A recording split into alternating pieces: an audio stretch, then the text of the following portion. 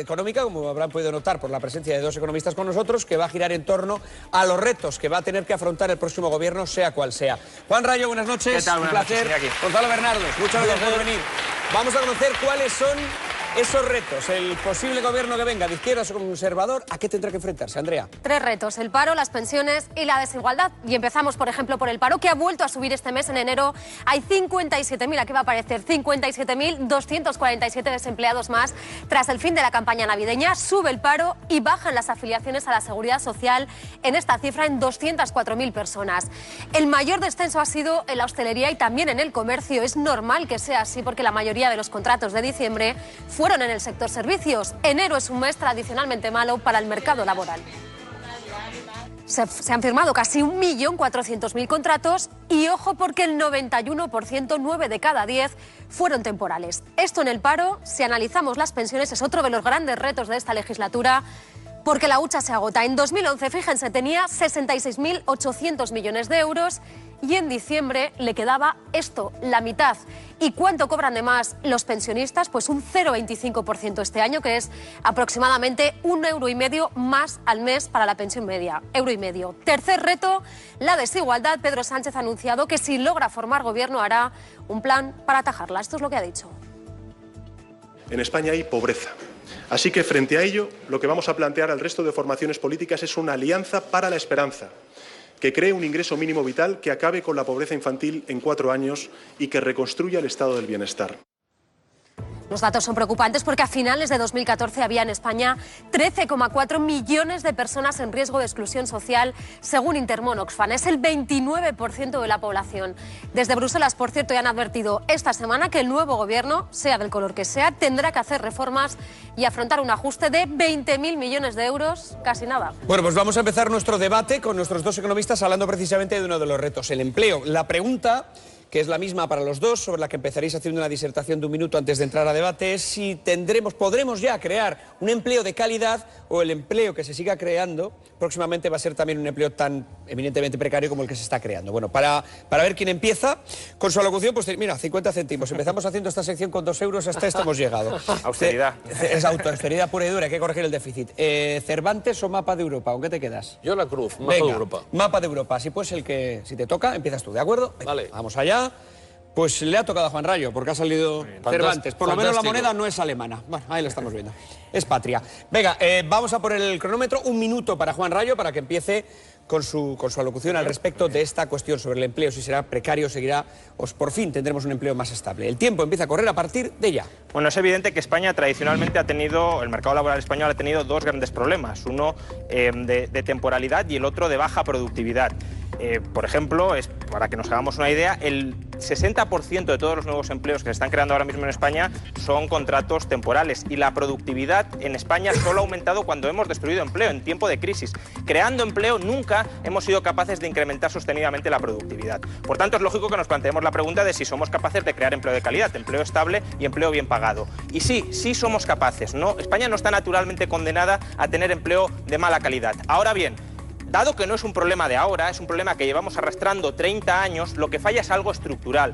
Y lo que falla es una estructura de mercado que no es la adecuada. Para crear empleo de calidad, empleo bien pagado, empleo productivo, necesitamos 2 cosas. Una, liberalizar los mercados, especialmente el mercado laboral. Y segundo, incrementar el nivel de ahorro de la economía. ¿Para qué? Para que se invierta mucho más y para que cambie el modelo productivo hacia sectores de alto valor añadido. Perfecto, 1 minuto clavado. Es el tiempo ahora, por lo tanto, de Gonzalo Bernardos. Misma pregunta. El empleo que se creará en el futuro podrá ser un empleo de calidad o estamos abocados a seguir con empleos precarios. Y el tiempo que empieza a contar a partir de ya. La economía en materia de empleo tiene 2 problemas. Primer problema es que crezca el empleo. Tenemos una tasa de paro del 20,9% y yo creo que razonablemente el empleo puede crecer y puede crecer alrededor de 500.000 anuales hasta el 2020 porque la economía internacional, los vientos soplan muy a favor. Ahora bien, la calidad suspendemos clarísimamente. ¿Por qué suspendemos clarísimamente? Porque se hizo una reforma laboral destinada a bajar salarios, destinada a destruir empleo, y mientras que esta reforma laboral no se liquide, no vamos a crear prácticamente nunca empleo de calidad. Segundo, hay que coger y desde el gobierno incidir en subir los salarios, especialmente el salario mínimo. No puede ser que siendo un 15% menos productivos que Alemania, cobremos 2,7 euros el salario mínimo cuando Alemania es 8,5 euros. Hay que coger y hay que penalizar la contratación temporal, hay que sustituirla por fijos discontinuos. Y no puede ser de ninguna de las maneras que la contratación a tiempo parcial sea tan perjudicial para los trabajadores. Muy bien. Juan, ¿algo que decirle a Gonzalo? Sí, bueno, no estoy de acuerdo en que sea un problema de la reforma laboral. Es decir, la tasa de paro en España con el anterior régimen laboral, es decir, con el anterior sistema laboral, pasó del 7 al 21%. Por tanto, la destrucción de empleo, el gran grueso de la destrucción de empleo se concentró con el anterior régimen laboral, previo a esta reforma laboral. Y de hecho la tasa media de paro de España desde el año 80 hasta el año 2000, es decir, incluso antes de entrar en el euro, porque muchos también le echan la culpa al euro, es del 18%. España tiene un problema estructural de generación de empleo. Y la temporalidad, para que nos hagamos también una idea, en el año 2005, en plena bonanza, en plena burbuja inmobiliaria, la temporalidad ascendía al 35% de todo el empleo en España. Por tanto, hay un problema en nuestra legislación laboral que no es de esta reforma laboral, que es de el propio sistema intervencionista y muy proteccionista de legislación laboral que tenemos. Gonzalo. ¿Puedo utilizar pizarra? ¿Cómo no? Mira, reforma laboral. Reforma laboral cogen y dicen en su introducción, la reforma laboral vamos a parecernos a Dinamarca. Oye, a Dinamarca en materia de mercado laboral nos parecemos solo en el blanco de los ojos, nada más. Nos dice, vamos a hacer flexibilidad y vamos a dar al trabajador seguridad.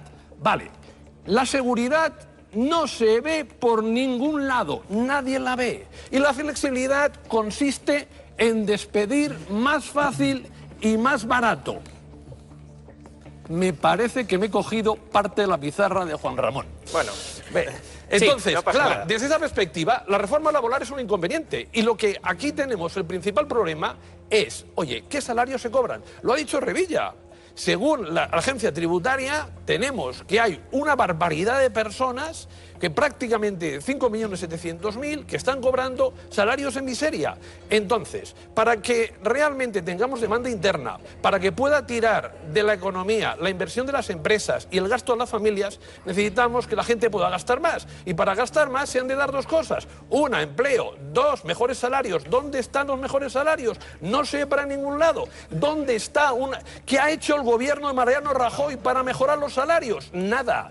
Coge y dice, voy a subir el salario, recomiendo la subida del salario el 0,5. Pero es que yo creo que no hay que fijarse en lo que ha hecho el gobierno de Mariano Rajoy, que ya sabemos lo que ha hecho, ha sido masacrar vilmente en impuestos a la ciudadanía y apenas liberalizar en absoluto a la población. El gobierno del PP ha sido el gobierno que más impuestos ha subido de la historia de la democracia y ha machacado de impuestos a la ciudadanía. Por tanto, eso lo que hace es deprimir los salarios después de impuestos. Pero en el caso de Dinamarca es interesante porque la flexibilidad, por ejemplo, de Dinamarca sigue siendo muy superior a la española. Es decir, el coste de despido, por ejemplo, en Dinamarca, para un personal cualificado que lleve 20 años en la empresa, es 3 meses de indemnización. En España, muchísimo más. Y luego, la seguridad. Me gusta mucho más el sistema de seguridad danés que el español. En Dinamarca, el seguro de desempleo es privado y voluntario. Los trabajadores cotizan al seguro de desempleo si quieren, no se les quita el dinero de la seguridad social como sucede en España y además eligen el fondo de desempleo en el que quieren cotizar. No lo administra la señora Fátima Báñez o el ministro de Trabajo de turno con todos los manirrotos que pueda haber en esta situación. Os voy a plantear la segunda de las cuestiones, luego ya vamos a pasar al debate con nuestros tertulianos. Y tiene por objetivo las pensiones, que preocupan mucho.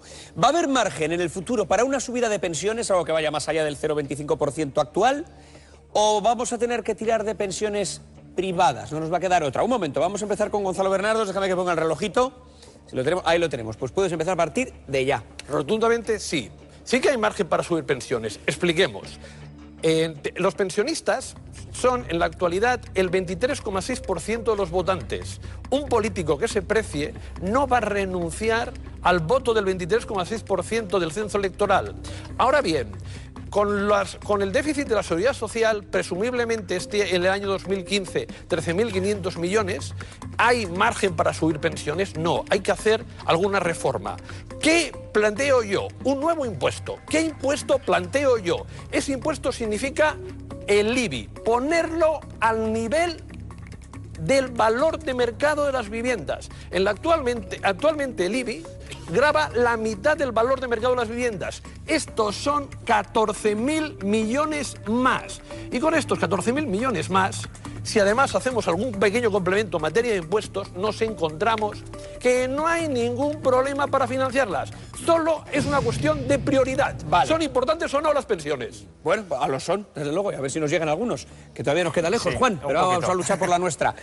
Juan, tienes un minuto también para hablar de las pensiones, un minuto que empieza a correr a partir de ya. A ver, no nos engañemos, España no tiene margen ahora mismo para subir las pensiones. El déficit de la Seguridad Social ronda 14.000, 15.000, 16.000 millones de euros. Para que nos hagamos una idea, eso significa que el gobierno hoy se está endeudando en 2.000 euros por pensionista para pagar las pensiones. Por tanto, no hay margen hoy para subirlas o para subirlas mucho.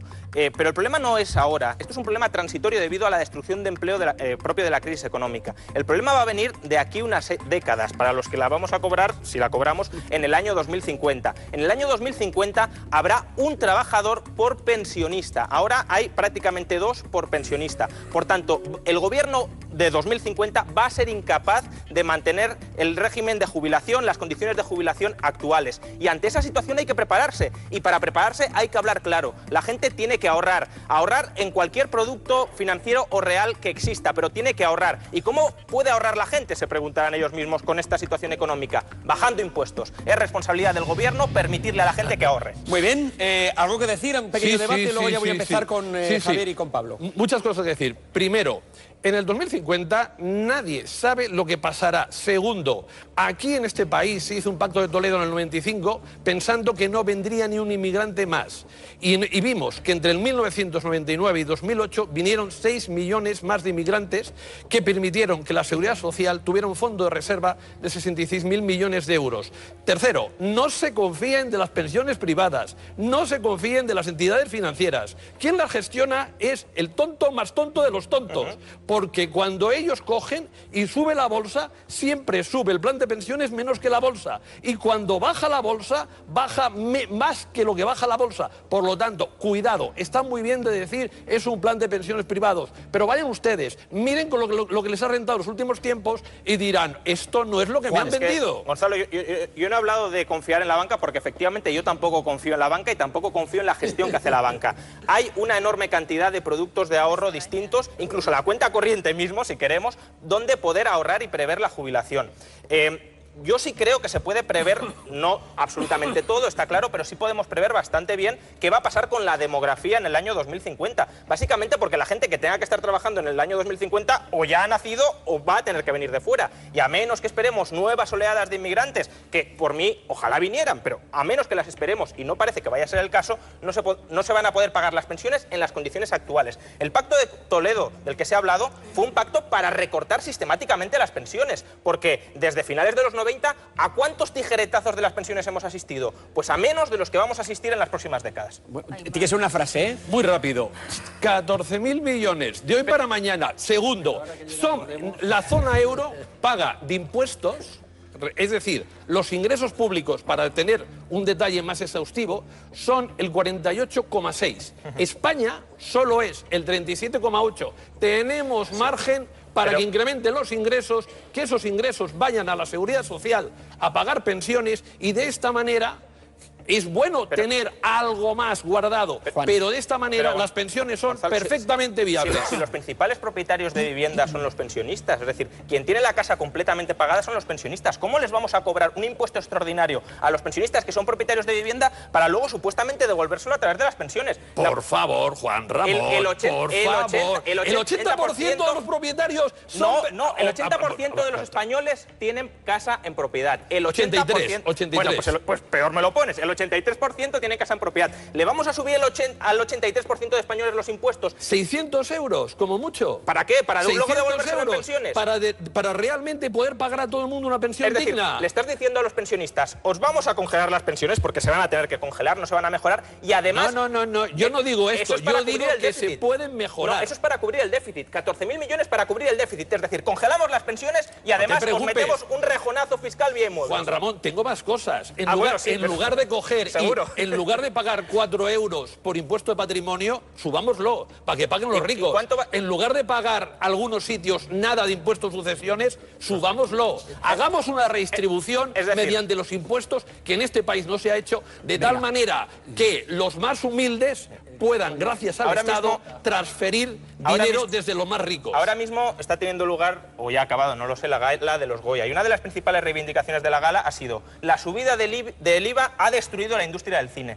Si la subida de un impuesto como el IVA ha destruido la industria del cine, ¿qué creen que sucederá si suben todos los impuestos en la economía? Que destruiremos la economía. Y no hay que destruir la economía. Pues esto es lo que ha hecho el PP, ¿no? Efectivamente. La ha destruido. Es que el PP ha fagocitado recursos del sector. A partir de este... Draghi le ha ayudado un poquitito. A partir de este punto de encuentro abrimos debate. Venga, Javier, luego Pablo y seguimos por aquí. De todas las cosas que han dicho, en una estoy de acuerdo con Rayo. Llevamos 30 años con un paro exagerado, o sea, nos observan desde todas partes porque el paro que tenemos no es normal. Han pasado 30 años y durante estos 30 años han pasado muchos políticos por el poder y muchos economistas, por cierto, muchos economistas. Incluso muchos políticos han sido economistas o son economistas. Y en la oposición también hay políticos economistas. Me asomo a Estados Unidos y resulta que es donde nace la crisis y resulta que aumenta el empleo y aumentan los salarios según se ha sabido hoy mismo. Luego, por tanto, yo nada más que tengo una solución.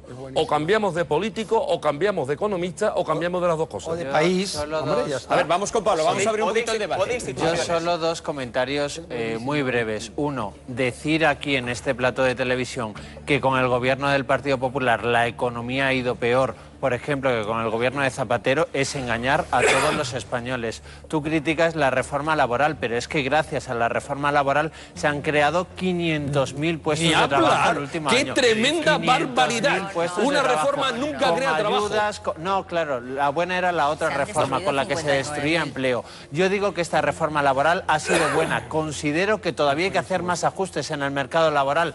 Por supuesto que sí, pero creo que la reforma laboral ha ayudado a crear esos 500.000 puestos de trabajo. Y un último apunte y un último comentario que es más una pregunta. Dice el profesor Rayo, hay que bajar los impuestos y el gobierno de Rajoy ha subido muchos los impuestos. Mi pregunta es, ¿tú crees, Rayo, que quién va a bajar más los impuestos?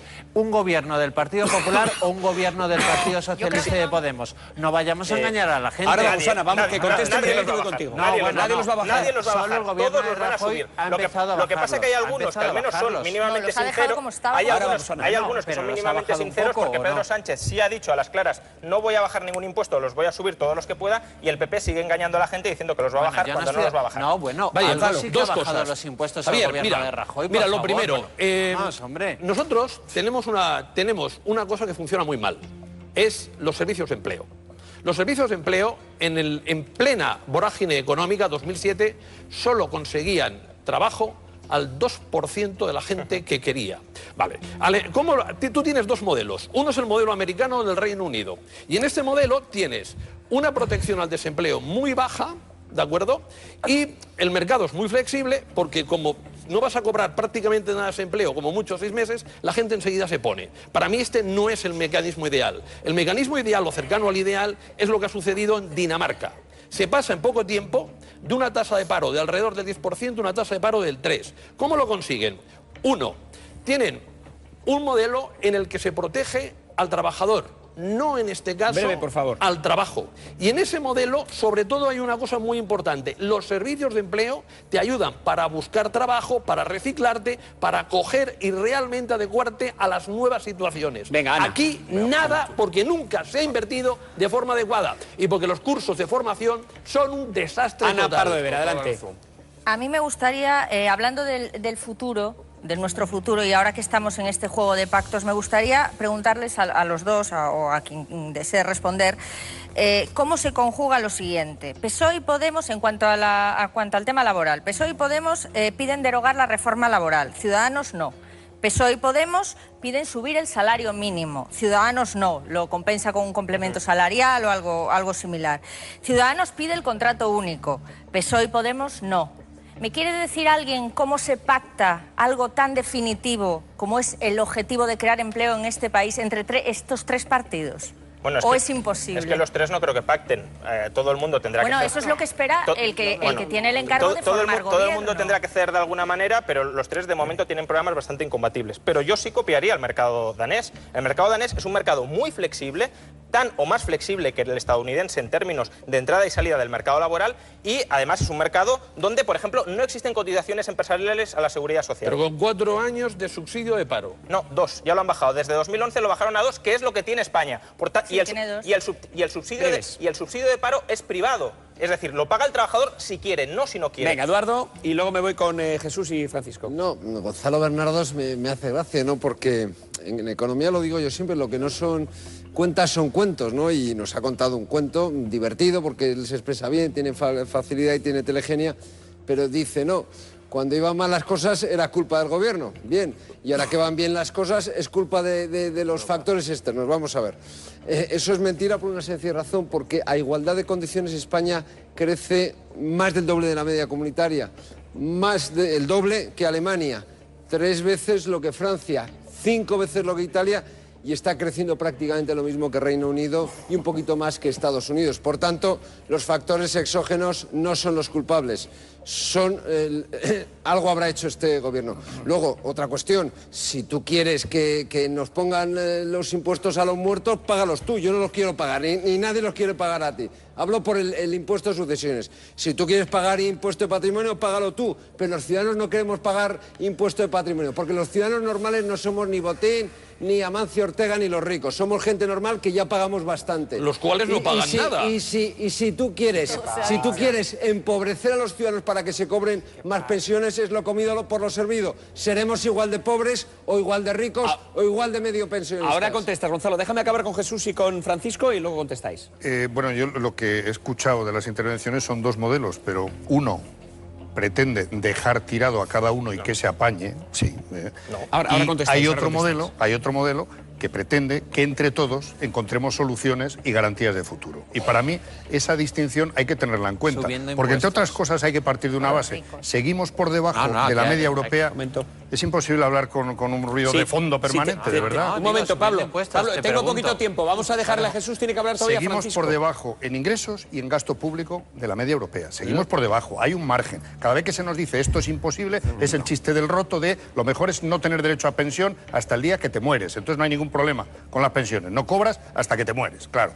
Pero habrá que llegar al punto en que, digamos, si nos queremos parecer, parezcámonos en todo, en los salarios. El despido ya es libre, ¿eh? Lo que no es gratuito. Francisco, pero tenés que pedir brevedad. Un momento, por favor, antes de que contestéis, brevedad para que habléis todos. Yo me gustaría que reflexionáramos por qué desde la transición hasta ahora ha habido algunos de los mejores economistas de España y de los mejores del mundo en los ministerios de Economía, ya no hablo de PP, PSOE, es igual de todos, ¿no? De los mejores, y no se han podido resolver los problemas estructurales de la economía española. Hay un problema muy grave y es que hay un paro, efectivamente, pero sobre todo hay muchísima gente en la economía sumergida y hay un problema de competitividad en Europa brutal. Si olvidémonos de España, Europa se está hundiendo en la miseria, pero no queréis verlo. Una frase para Gonzalo, una frase para Juan. Uy, yo tengo muchas cosas Lo que siento, decir. no tenemos Mira, un gesto. Eduardo, ¿lo ves?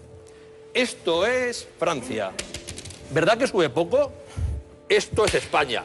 Ahí tienes, porque España sube bastante más en este momento que Francia. Porque Francia no cayó en picado con la crisis como España. Sí, claro, ahora y por lo tanto, el efecto rebote, explicado de manera sencilla y para que lo entiendas, es la situación de España. Juan, solo comentar lo que ha dicho Jesús. El modelo garantista, el modelo proteccionista que algunos proponéis es el culpable de 5 millones de parados en España.